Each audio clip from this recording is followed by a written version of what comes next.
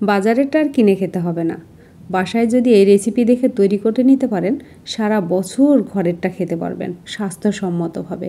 আপনার বাচ্চা থাকবে নিরাপদ। আসসালামু আলাইকুম এভরিওয়ান।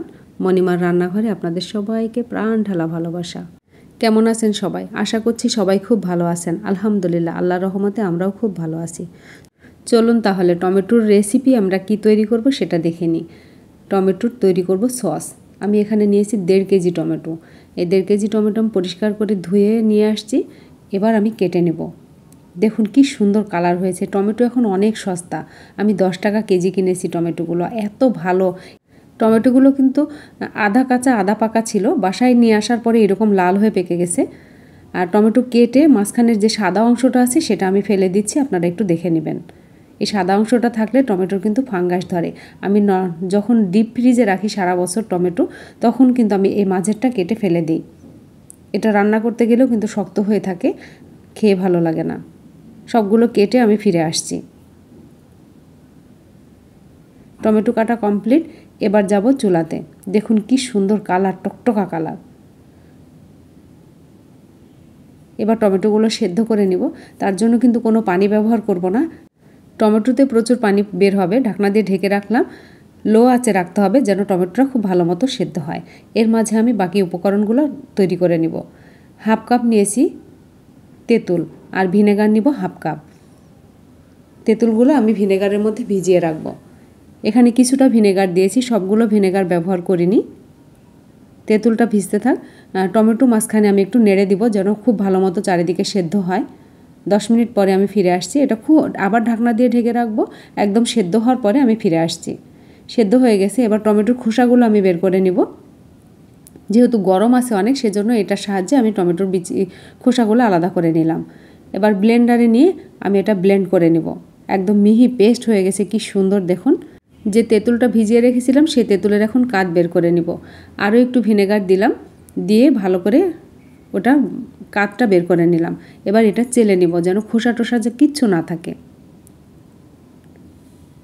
তেঁতুল ছাঁকা হয়ে গেছে। এর মধ্যে এখন 1.5 টেবিল চামচ ময়দা দিলাম, সাদা ময়দা দিয়ে খুব ভালো করে গুলে নেব। ভিনেগার যেটুকু ছিল সেটুকু দিয়ে দিলাম। তেঁতুল আর ময়দার গোলাটা একটু বেশি ঘনত্ব লাগছে, সে কারণে আমি আরও একটু ভিনেগার দিয়ে দিলাম, আর 1 টেবিল চামচ দিলাম। এখানে কিন্তু কোনো পানি ব্যবহার করা যাবে না। পানি ব্যবহার করলে টমেটোর সসটা বেশি দিন থাকবে না। এখন ব্লেন্ড করে রাখা টমেটোটা খুব ভালো করে ছেঁকে নেব। টমেটোটা ছেঁকে নিলে একদম বাজারের কেনা সসের মতো মসৃণ হবে। এই রেসিপিটা পাঠিয়েছে আমার ছোট চাচি আর আমার বান্ধবী বেলি। তাদের জন্য দোয়া করবেন, তারা যেন সুস্থ সুন্দর থাকে। চাচি, অনেক অনেক ধন্যবাদ আপনাদের। তাদের রেসিপিতে তাদের জন্য একটু দোয়া করবেন যেন তারা সুস্থ সুন্দর থাকে। আমি 1/2 কাপ চিনি দিলাম। পরে টেস্ট করে দেখব চিনি কতটুকু লাগবে। মরিচ দিলাম 1 চা চামচ, শুকনো মরিচের গুঁড়া। লবণ দিলাম স্বাদ মতো। আর এখানে ফুড কালার দিব সামান্য পরিমাণ। আপনারা চাইলে দিবেন, না হলে না দিবেন। আমি একদম বাজারের লুকটা নিয়ে আসার জন্যই আমি কালারটা ব্যবহার করেছি।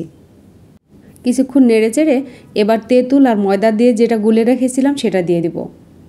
তেঁতুলের মিশ্রণটা দেওয়ার পরে আমি একটু টেস্ট করে দেখব চিনির পরিমাণ কতটুকু লাগবে। টেস্ট করে দেখলাম চিনি লাগবে। আমি এখানে আরও 1/2 কাপ চিনি ব্যবহার করলাম। আমার মোট 1 কাপ চিনি ব্যবহার করা হলো। আপনারা চাইলে আরও মিষ্টি করতে পারেন কিংবা আরও কম দিতে পারেন। মিষ্টির স্বাদটা আপনাদের টেস্ট অনুযায়ী আপনারা নিয়ে নেবেন। এই পর্যায়ে লো আঁচে নাড়তে হবে। এটা কিন্তু বেশ ঘনত্ব এসে গেছে। এবার একটু দেখে নিব যে কতটুকু হলো। এখনও কমপ্লিট হয়নি, আরও কিছুক্ষণ জাল করতে হবে।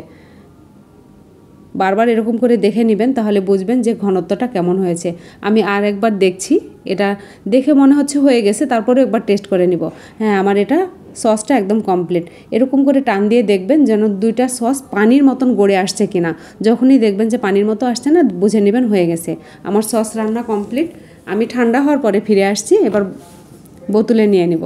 একটা পরিষ্কার বয়াম নিয়েছি, খুব ভালো করে পরিষ্কার করে মুছে নিয়েছি যেন কোনো পানি না থাকে। আর এই সসটা কিন্তু একদম ঠান্ডা হওয়ার পরে ঢালতে হবে, তাহলে ভালো থাকবে। প্রিয়জনদের স্বাস্থ্যের কথা চিন্তা করে বাজারেরটা কিনে না খেয়ে এভাবে ঘরে তৈরি করবেন, খুব ভালো লাগবে। আর টেস্টটা বাজারের মতোই হয়েছে কিংবা বাজারের চেয়েও বেশি মজা হয়েছে। আপনারা একবার টেস্ট করে দেখবেন, তৈরি করে দেখবেন কতটা মজা। নর্মাল ফ্রিজে রেখে আপনারা 1 বছর খেতে পারবেন। আমার এই রেসিপি যদি আপনাদের ভালো লেগে থাকে তাহলে ইউটিউব থেকে দেখলে সাবস্ক্রাইব করবেন, বেল আইকন টিপে রাখবেন, ফেসবুক থেকে দেখলে ফলো দিয়ে রাখবেন।